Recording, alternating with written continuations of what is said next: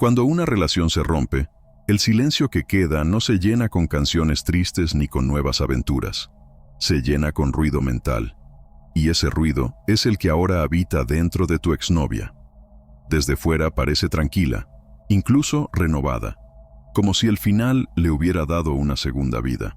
Pero la verdad es que acaba de entrar en un terreno psicológico donde cada paso que da la confronta con una parte de sí misma que llevaba años evitando mirar. Lo que parece empoderamiento muchas veces es confusión disfrazada. Lo que parece paz es una pelea interna entre la historia que quiere creer y la realidad que la desmiente. Ella publica fotos con sonrisas amplias, frases sobre volver a empezar, cafés con amigas que la aplauden por elegirse a sí misma. Pero cuando se apagan las luces y no hay notificaciones que la distraigan, aparece ese vacío que ningún filtro puede tapar. Durante todo el tiempo que estuvieron juntos, su mundo giraba alrededor de un eje invisible: tú. Tus gestos, tus rutinas, tus reacciones, incluso tus silencios, servían como punto de referencia. No se trataba de dependencia, sino de orientación. Su identidad, su ritmo, su forma de interpretar la vida, estaban entrelazados con tu presencia. Y cuando ese eje desaparece, la mente entra en un estado de desorientación que ella confunde con libertad. Esa sensación de flotar sin peso puede parecer liberadora al principio, pero pronto se convierte en vértigo. Sin gravedad emocional, cualquier dirección parece posible, y al mismo tiempo, ninguna tiene sentido. Lo que para ella fue cortar con el pasado es, en realidad, un salto al vacío del que no sabe cómo aterrizar. Lo que todavía no entiende es que todo eso que siente como expansión es apenas el inicio de un proceso que la va a desarmar pieza por pieza. Porque lo que viene no es una caída repentina, sino una secuencia casi matemática de etapas internas. Un ciclo de ilusiones que se elevan y se derrumban en silencio. No ocurre de un día para otro, sino con cada pensamiento, con cada intento de convencerse de que tomó la decisión correcta. Y justo cuando parece más segura de sí misma, llega la fase más peligrosa de todas: la luna de miel consigo misma. El momento en que el espejismo empieza a brillar con más fuerza, antes de empezar a romperse. Al principio, todo parece perfecto. La ruptura todavía está fresca, pero ella camina con una sensación de triunfo que roza la euforia. Se repite frente al espejo que hizo lo correcto, que por fin eligió su paz, que necesitaba reencontrarse consigo misma. Esa frase se convierte en su nuevo mantra. Cada mañana despierta con una pequeña descarga de orgullo. Soy fuerte, soy libre, soy valiente. Su entorno la aplaude. Las amigas celebran su decisión con frases de empoderamiento recicladas de redes sociales. Le dicen que se ve radiante, que tiene otra energía, que ahora sí está viviendo.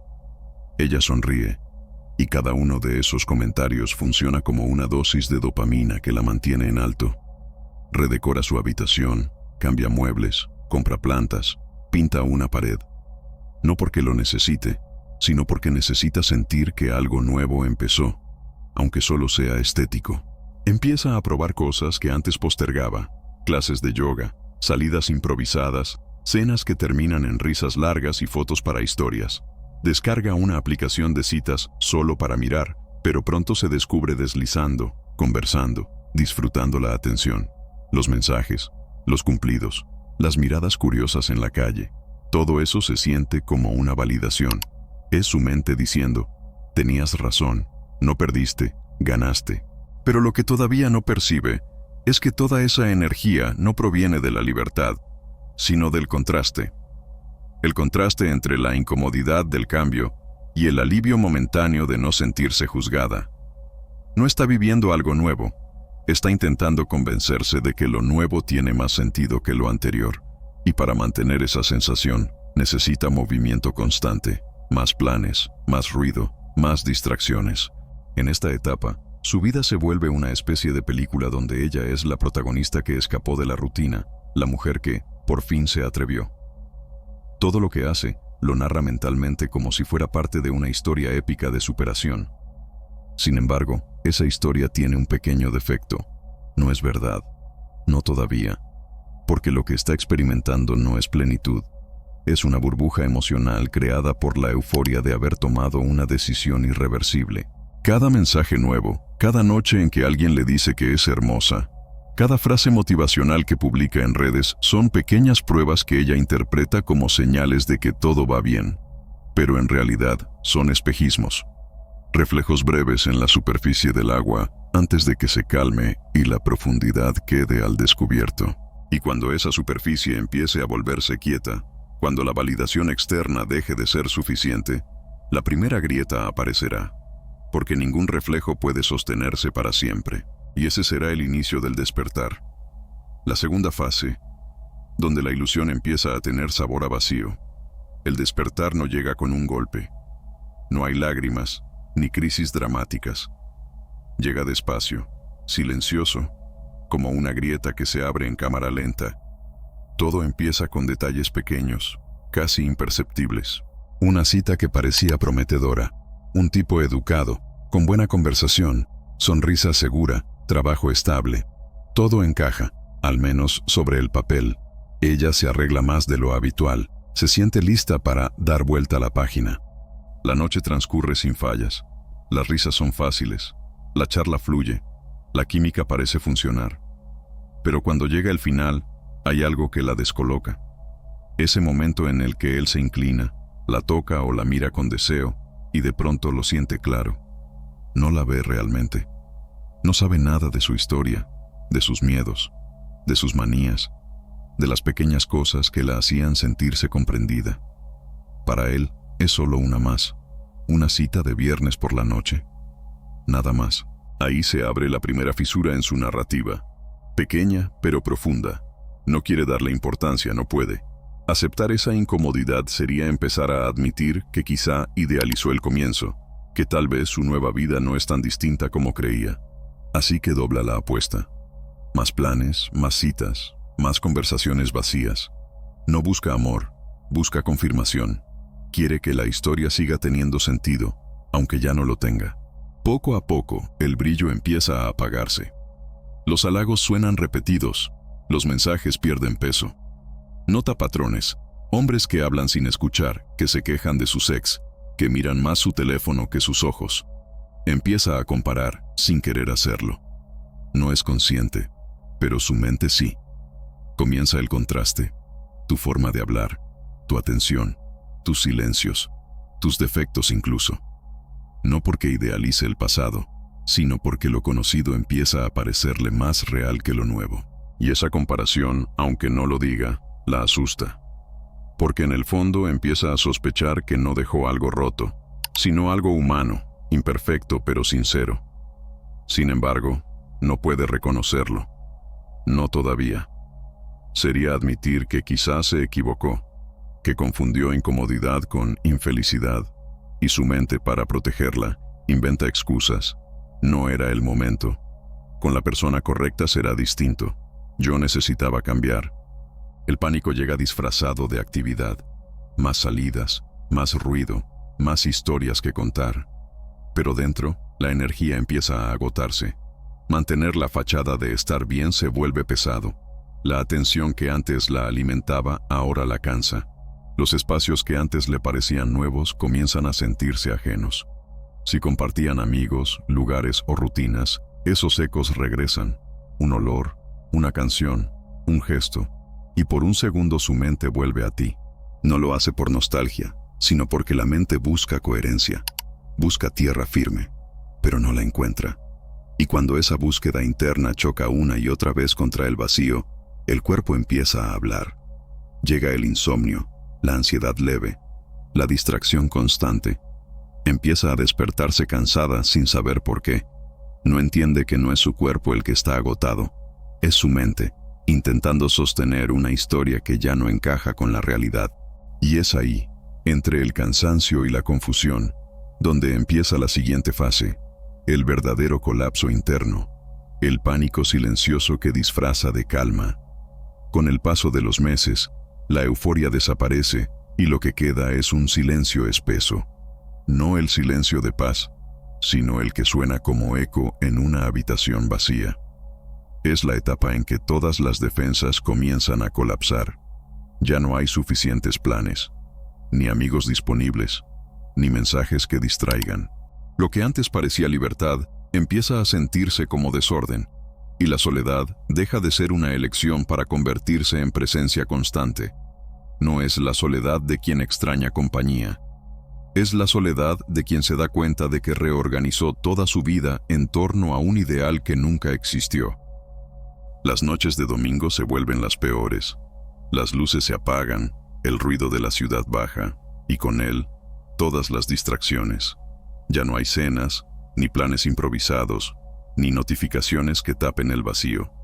Mañana será lunes, otra semana interpretando el mismo papel, el de la mujer que está bien, que avanza, que ya superó todo. Pero por dentro sabe que está actuando. Y esa doble vida emocional empieza a pesar más que cualquier culpa. En ese espacio de vulnerabilidad, los pensamientos se vuelven insistentes. Recuerda fragmentos de conversaciones, momentos sin importancia que ahora duelen más que los grandes. Y, a veces, entre las 11 y las 2 de la madrugada, toma el teléfono. Escribe mensajes que no debería escribir. A veces suenan neutrales. ¿Cómo estás? Otras veces llevan un tono nostálgico o una rabia mal disimulada. No sé por qué pensé en ti, pero el contenido da igual, porque todos dicen lo mismo entre líneas. Me estoy hundiendo, y tú eras el único lugar donde podía respirar. Ahí empieza el verdadero conflicto interno. Por un lado, necesita seguir creyendo que tomó la decisión correcta. Por otro, todo su cuerpo le grita que está peor, que algo se rompió dentro y no sabe cómo repararlo. Esa contradicción constante, lo hice bien versus no lo soporto, se convierte en su castigo mental. Su cerebro trata de conciliar dos verdades opuestas y se agota en el intento. Pierde el apetito, el sueño se fragmenta, la concentración se disuelve. Vive en un estado de alerta sin peligro visible, atrapada entre ansiedad y apatía. Pero lo más doloroso no ocurre en la superficie, sino en las profundidades del hábito. Su mente sigue funcionando como si tú aún estuvieras ahí. Te escucha en su cabeza cuando algo le sale mal, imagina tus respuestas, tus bromas, tus silencios. Busca tu opinión en medio de pensamientos dispersos. Es el síndrome del fantasma emocional. Su cerebro fue moldeado durante años alrededor de tu presencia, y aunque te haya borrado de las redes, tu huella sigue en su sistema nervioso. No son recuerdos románticos, son reflejos neurológicos que se activan solos. Cada objeto, cada canción, cada olor cotidiano puede reabrir lo que intenta olvidar. Y lo más cruel es que mientras ella se quiebra por dentro, tú comienzas a levantarte. Lentamente, sin estridencias, vas encontrando estabilidad, propósito, energía. Ella lo percibe, aunque no lo diga.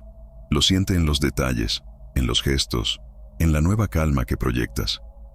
Y eso amplifica su tormento, porque se da cuenta de que mientras su historia se desmorona, la tuya recién empieza a tener sentido. Esa asimetría es el golpe más duro. Ver que tú floreces justo cuando ella empieza a marchitarse. Con el tiempo, lo que la rodea también empieza a cambiar. Al principio, su círculo de amigas la recibió como a una heroína que escapó de una jaula. Le organizaron salidas. Le dijeron que se veía más feliz, que ahora por fin era ella. Pero la euforia colectiva no dura. Con los meses, las conversaciones cambian de tono. Las amigas casadas o con pareja empiezan a marcar distancia, sin mala intención, pero por instinto. Ella se convierte en ese recordatorio incómodo de que cualquier relación puede romperse. Y las solteras, las que prometían compañía y planes sin fin, poco a poco se vuelven competencia. Mismo mercado, mismas aplicaciones, mismas esperas. La tribu que parecía incondicional se disuelve sin drama. Simplemente, las prioridades cambian. Las cenas se posponen, los grupos de mensajes se silencian, y ella empieza a notar que su vida social, en lugar de expandirse como imaginó, se contrae. Lo que pensó que sería redescubrirse entre nuevas amistades se convierte en una lenta retirada del ruido, cada vez más sola, cada vez más en su cabeza. Y ese aislamiento pesa más que cualquier nostalgia. Entonces intenta llenar el vacío de otra forma. Las apps de citas se convierten en su nuevo escenario, un juego que al principio parece divertido. Crea su perfil, sube fotos cuidadas, recibe una lluvia de likes y mensajes. Es la dosis de validación que necesitaba, pero la euforia inicial se apaga rápido. Con los días, los matches bajan, las conversaciones se repiten, y descubre que todos dicen las mismas frases, los mismos cumplidos, los mismos gestos. La atención que al principio le parecía un regalo empieza a sentirse como un producto en serie. Aprende, a la fuerza, que ese mercado es implacable. Hay tipos encantadores pero evasivos, hombres que se presentan como solteros aunque no lo están, otros que prometen estabilidad pero solo buscan distracción.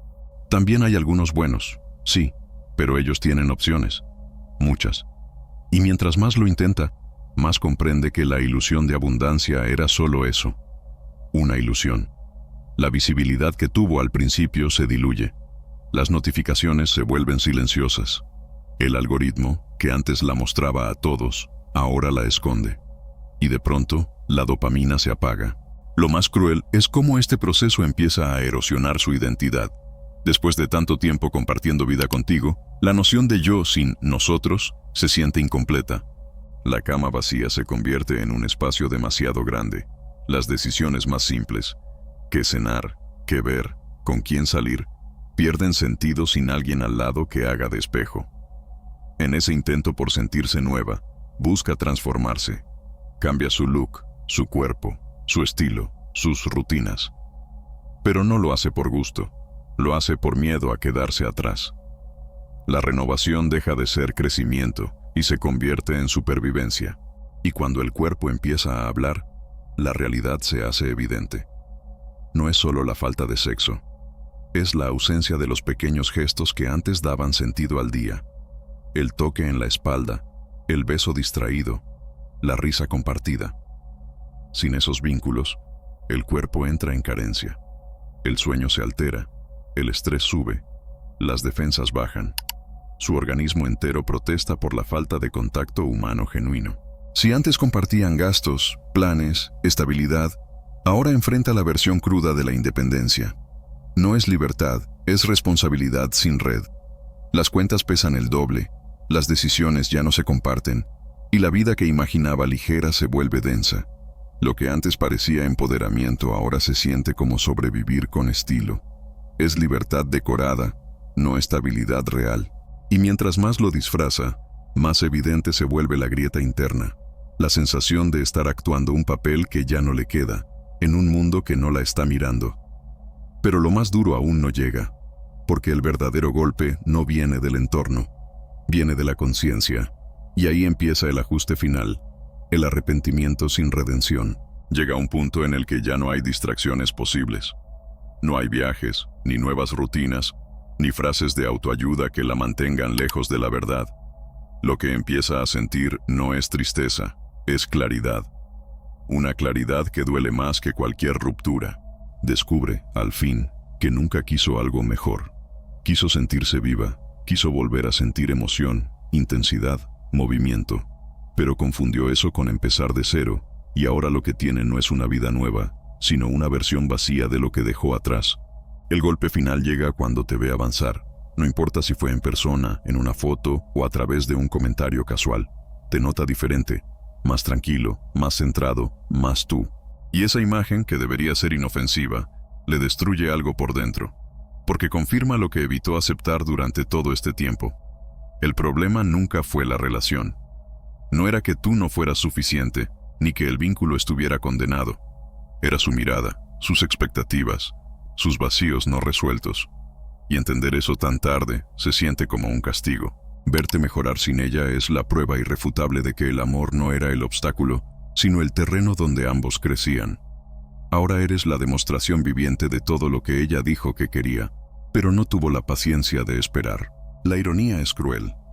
Al perderte, se convirtió en el catalizador de tu cambio, en la chispa que encendió una mejor versión de ti.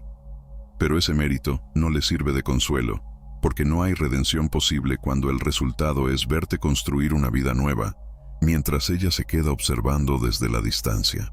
Frente a esa realidad hay solo dos caminos. El primero es el más difícil: admitir el error, aceptar que se equivocó y buscar perdón. Pero casi nadie elige ese camino, porque implica desmontar toda la identidad que construyó desde que te dejó. El segundo es más común, doblar la apuesta, convertirse en una versión endurecida, más cínica, más distante. Buscar validación en lugares donde nadie la conoce lo suficiente como para ver la grieta. Rodearse de discursos que la confirmen. Todo pasa por algo. No era para mí. Estoy mejor sola. Pero por dentro sabe que no es verdad. Es solo ruido que tapa el eco del arrepentimiento. Y ahí está la conclusión psicológica más brutal de todas. Cambió una realidad imperfecta por una fantasía perfecta. Y la fantasía resultó ser la mentira más cara que pudo comprarse. Lo diferente no era mejor.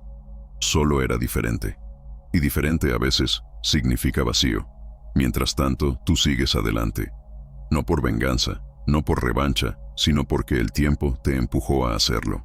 La diferencia es que tú aprendiste del dolor, mientras ella intentó escapar de él. Y cuando la vida te enseña de verdad, lo que no se enfrenta, se repite.